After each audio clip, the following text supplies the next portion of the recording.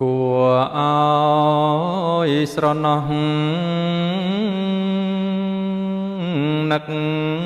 ឃើញម៉ែតែ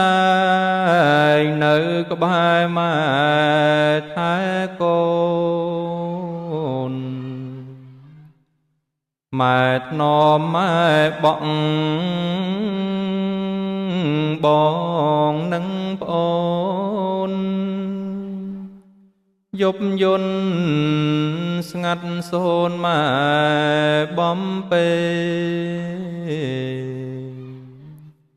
ចង់គៀងប្លង់ផ្ទះតូចទៀបរនាបឬស័យខុសផ្ទះគេងូតទឹកឲ្យកូនគ្មានទំនេរម៉ែរេទៅចងនៅអង្រឹងបីកូនធ្នមបំបើដោះកូនដេកលក់អស់ស្ងាត់សូនឆឹងម៉ែក៏សំរា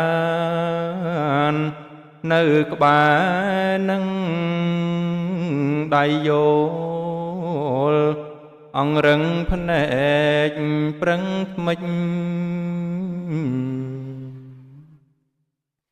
កូនបងឈឺជុះ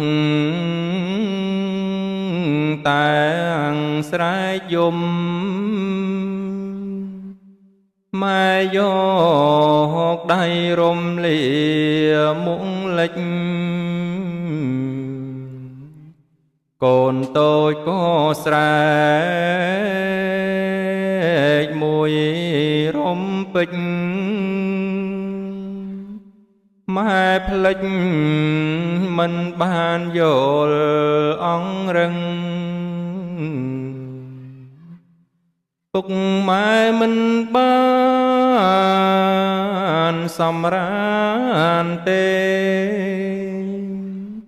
ព្រោះកូនមាសមេយំត្រហឹងប៉ុន្តែពុកម៉ែលោកមិនខឹងរវល់